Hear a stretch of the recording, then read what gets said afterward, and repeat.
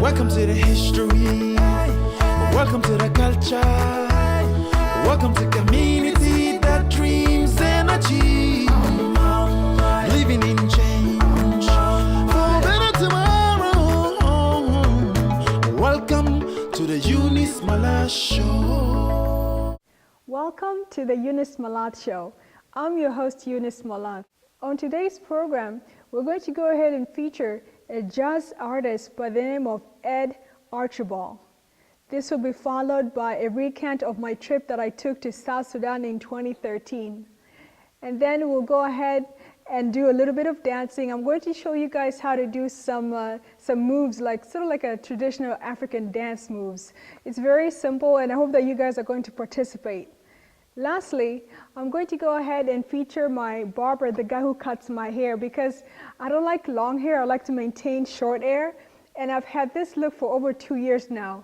It's really easy. All I have to do is just wash my hair, comb it, oil it a little bit, and then just leave the house, So it takes me, quite a few moments to do that. So we're going to feature him. So sit back, relax, and enjoy the show.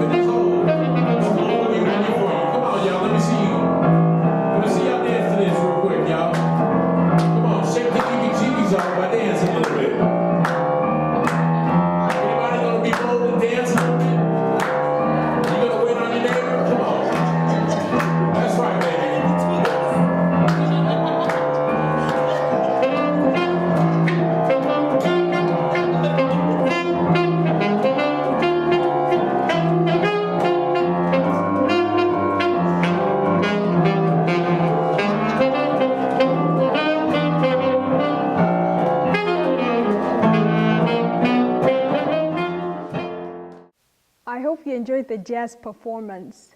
Now we're going to go ahead to our next segment titled Our History.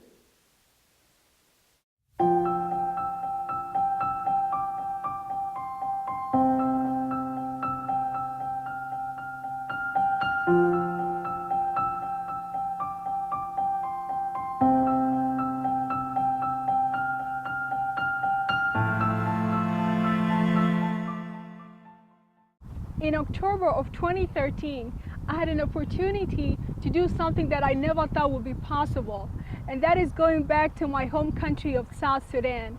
South Sudan is located in the eastern part of Africa, and for me to be able to go there after being in America since 1992 and never having gone back to Africa was just quite an experience that I cannot even put into words what it felt like being back home. It's just like, imagine you're from Nebraska, but your parents and your heritage, your identity is in Mississippi. So just imagine going from Nebraska to Mississippi after living in Nebraska for more than 20 years. So that's what it felt like in a way. I don't know if you can relate to it, but it just felt like that, you know? So when I went back to South Sudan, I had a chance to do the most important thing that was one of my primary objectives, and that is to visit my father's grave. My father was killed in 1992 during the conflict between Sudan and South Sudan. So having the opportunity to actually go and see where he's buried and know that this is my father who's here, you know, sort of reaffirm my identity that I belong somewhere, that I came from somebody, you know? Because it's one thing when people say, oh, your father is this, your father did that, or your father was this person and that. But to actually be in that presence with him and being one with him is just something that you cannot put into words, nor can you touch. So I had that opportunity that I'm really grateful for, and I could not trade it for anything. In addition to that, I had a chance to meet my brothers and sisters that I had never met before and had never met me. And it was wonderful that we just meshed immediately. It's like, you know, though oceans and land had divided us, our DNA and who we are as Malath children was just, you know, you cannot separate, you know? So the love was immediate, the kinship was immediate, and it was just a beautiful thing.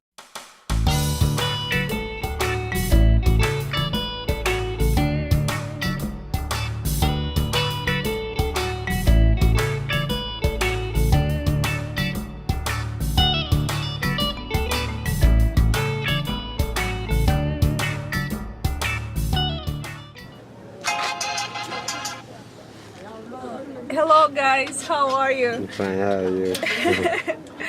Yeah, I'm here in my dad's compound in Rumbek and stuff. So this is where we sleep, my brother, Kao, and I. So right now we're just relaxing. Since it's in the morning, it's probably around 8 a.m. right now. And nothing much is going on here. We're just taking it easy, listening to Cecile. Yeah, so this is where we lay down and relax and stuff. You know? It's pretty cool.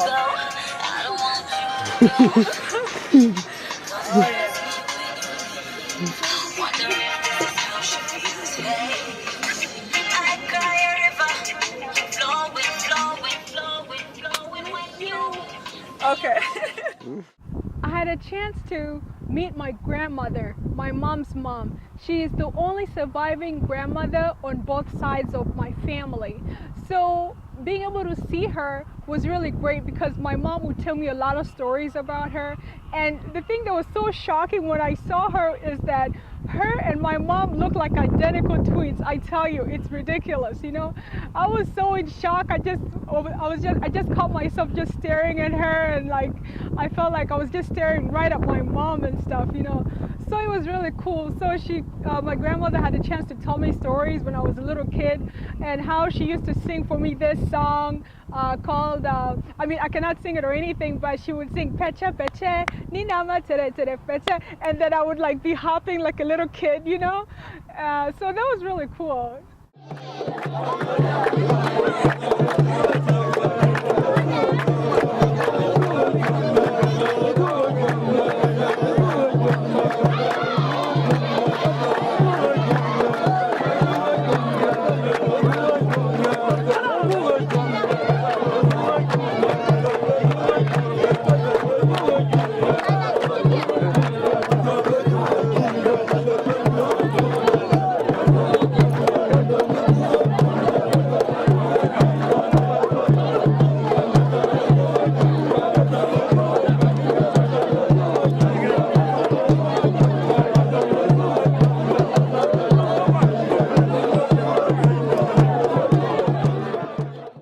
experience that I can take from being back in South Sudan and being able to be in my home country was that, if you don't know where you're from, you don't know where you'll be going. And that statement really holds true, because if you don't know who you are, you can only know, for example, you might know your name, you might know what your aspirations are, you might know that, okay, this is what I want to study, and this is my plan 10 years from now, 20 years from now. But you have to reflect on your ancestral backgrounds. You have to reflect on, what happened in the past, because the past is what propels us forward. And if you don't know your past, then how are you going to navigate through the trenches of this world? So you have to be really grounded in all fields. And for those Africans who are here, I would encourage you, also you South Sudanese youth, please go back home. It doesn't matter if your plan is to eventually set a root here and not return back at all to South Sudan. I would still encourage you, at least take a visit, see what the country your parents came from looks like, see, because sometimes our parents talk about, back home we don't do this, we don't do that, that's not our African culture. Okay, when you go back there, you'll sort of see the rationale behind their statement, and you'll be able to connect even more with your parents. So the experience is really important, and I just had a wonderful time, and I just hope that, in the near future I'll be going back again, and this time hopefully I'll stay there, So yeah, thank you. So tell me, do you experience stress? Do you experience symptoms that you might think, perhaps you're becoming depressed? And what do you do to alleviate such symptoms? Do you sleep? Do you eat a lot? Or do you exercise? As we know, to maintain positive and good health, exercising is one of the most important things to do. Here we go with our Health Matters segment.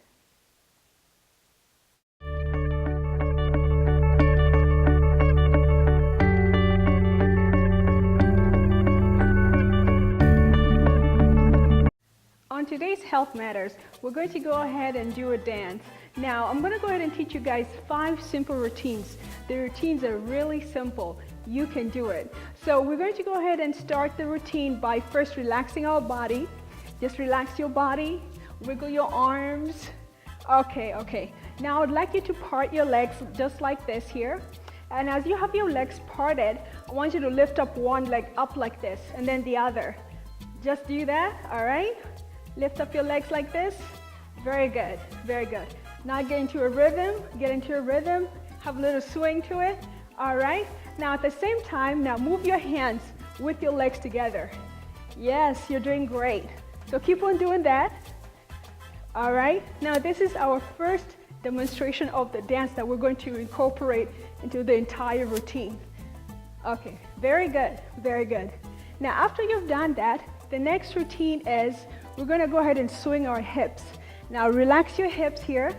Just relax them like that. Okay, very good, very good. Now as we have them relaxed, now we're going to go ahead and stretch our hands like this, and then we're going to sway our hips from side to side. We're going to sway our hips from side to side. You're doing great. All right. Yes. How do you feel? I bet you feel real good doing that. Definitely. I know I do. Yes, very good. Very good. Keep on swinging your hips like that. Okay, very good. Now this is our second routine. Now let's go to our third routine. Our third routine will require us to move our body to the side. Okay? We have our body to the side. Now as you can see my legs, one leg, my right leg is stretched forward, and then my left leg is backwards. And now with this routine, it will require us to move our butt. Now move your butt like this, and then it also requires us to clasp our hands together and move our shoulders forward. So it's like we're bending just slightly.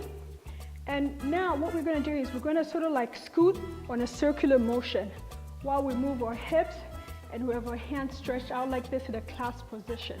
Okay, so we're going to go like that. Scoot, scoot, scoot. Yes, you scoot forward like that, very slowly. You do it smoothly. Yes, and then you move your butt forward just like that. Excellent. You're doing great. All right, all right. Let's try that one more time, okay? All right. Okay, you have your legs stretched out, your right leg, your left leg is backwards. You have your shoulders moved forward, your hands clasped, and your butt is gonna wiggle, okay? All right, let's do it again.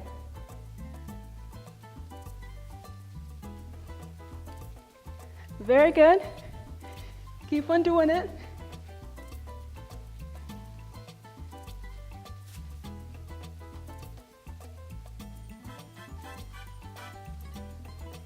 There we go. Excellent. Great job. Now to our fourth routine. Now with the fourth routine, it's not hard at all. It just requires a lot of shoulder movement and our hand movement. So you're gonna parse your legs like this, and then you're gonna take your hand and put it on your chest and just go like that. Like that, and like that. Like that, and like that. Very good. Let's do that again. Hand to your chest, the other right hand stretched out like that, and then move your chest back and forth, and then back and forth, back and forth. Rotate the hands back and forth, back and forth, back and forth. Now we're gonna go ahead and add the legs. Now the legs, I want you guys to move it like that, okay? So you just go like that. As you're popping, your legs are popping too. As you're popping your shoulders and your arms, your legs are popping too. Very good. Very good. Now, the next routine is very simple. So what you do is you have your legs close together, and then what we're gonna do is we're gonna jump from side to side, from right to left, right to left. When we jump and land, we're gonna move around in a circular motion, okay? All right, so let's go ahead and do it. 1, 2, 3. Round, circular motion, very good. Round, 1, 2, faster now. 1, 2. 1, 2, 1, 2, 1, 2, 1, 2, 1, 2, 1, 2. We're going to go ahead and do the routine now with the music. All right, let's get ready. Banata Sudan wenu! Yeah! Banata Sudan wenu! Yeah! Weri, oh Banata Sudan, Banat Jemilin, Banata Sudan, Banat Kuwesin, Banata Sudan, Banat Ragasin, Banata Sudan, Banat de Chatrin. Sete shufta Banat Fojulu, oh Banat Fojulu. Sete shufta Banat Madin, oh Banat Madin. Sete shufta Banat Denka, oh Banat Denka. Sete shufta Banat Shulu, oh Shulu. Another wife Australia mafi Banat Zede. Another wife Australia mafi Banat Zede. Another wife America mafi Banat Zede. Another wife America mafi Banat Zede. Banata Sudan Azmal Banat Mama. Banata Sudan Azmal Banat Mama. Oh Banatide Jemilin, Banatide Jemilin. Oh Banatide Kuwesin, Banatide Kuwesin. Oh Banatide Ragasin, Banatide Ragasin. Oh Banatide Shatirin, Banatide Shatirin. Oh Banatide Taruka, Banatide Taruka. Oh Banatide Tamuzika, Banatide. The next segment we have features the barber, Mr. Mammer.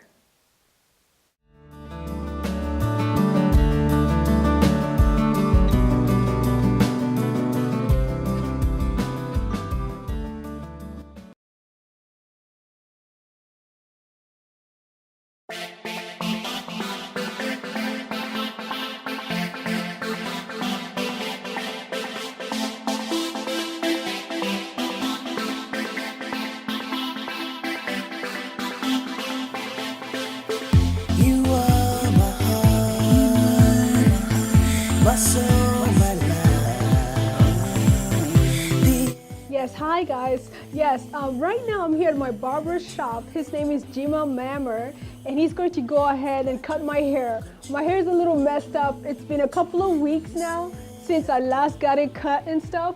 I don't know if you can see how bad it is, but it's okay. You know, he's going to do a good job. But also, Jima is going to go ahead and introduce himself and talk about his field, how he got into it and stuff like that, and what made him maintain that passion who wanted to cut people's hair because he does a great job at it. So stick around and let's get to know Jima Mammer. My name is Jim Agustino Mammer. I'm from South Sudan. I grew up in Omaha, Nebraska. I came 2004 from Egypt to here, but I left Sudan 1990. I came here as a refugee, and I grew up here in Nebraska. I went to high school, Omaha South High School, and then I graduated from South School. I went to Iowa Western. I studied in criminal justice in Iowa Western, and came back Omaha, Nebraska. I studied barber. Now I'm a barber. I thought about being a barber since 2006, but I never had a chance because I was kind of busy with some other things. But now everything is out of my way, so I decided to be a barber. I went to Bellevue University to become a barber. It took me 6 months to get my certificate. And now I had an opportunity to be a barber. Now it's been like 2 months since I've become a barber. And I had a lot of customers so far. They come first, no one trusted me, but when they seen my experience, I got more customers every day. I become busy and busy. Weekend, I have no day off. Work Monday through Saturday, Sunday. I usually make like 600 a day. Probably if it's busy, could be 600 or lower than that. I made like sometime a weekend maybe. For example, Saturday is the busiest day, Saturday and Sunday, because it's a weekend. You get more people, they come through, bring their children, friends. Anybody could come and get a haircut. It doesn't matter what race they're from. Black, white, Mexican, they all come here. Some people come, they want to get a taper, low cut, brush cut, all kind of cut. Brush cut is my favorite one. Designer is my second one. Taper is my third one. Fade is my fourth. Now I'm studying psychology. I want to add more stuff into it, you know, because you can, even if you got a degree, it doesn't mean you could stop doing whatever. Still can continue, do some other thing around it. And yes, psychology is a good thing, but I'm working my way out there to open another business in psychology things, you know, therapies. Because us Sudanese, we need more support. The reason I chose to study psychology, because more people have problems and they have no solution to fix their problem. But I thought about it. If I could fix my own problem, I could fix other problems too. Other people who need my advice. If they want it, they get it. If they don't, they look other way around. But psychology is not for everybody. It's your choice you made. South Sudanese, we all come here for a reason. And the reason we come get our education and do a better thing. Now we hate it because we become a violent people. We made a lot of trouble. But if you know yourself you're a troublemaker, you know you could change. You could go back to school, could do a better thing, listen to what others tell you. It doesn't mean you tell you something that he's a better person. Nobody better than the other. But you can look other way around to be a better person. When you grow up, you drop a lot of things that, you know, bring you down. You always gotta focus. Pain is all the one bring you up. Yes, yes. So Jimmy just cut my hair. Now this is what the final product looks like. What do you guys think? Doesn't it look great? Did he do a great job? Absolutely. I love it. I love it. I feel good. I look good. I'm now ready to tackle the world. It is unfortunate that we have come to the end of the program, We hope you enjoyed yourself and you learned quite a bit. In addition, we hope that next week you're going to tune in, same time, same place, and watch another installment of the Eunice Malath Show. Thank you. If you believe, you can achieve.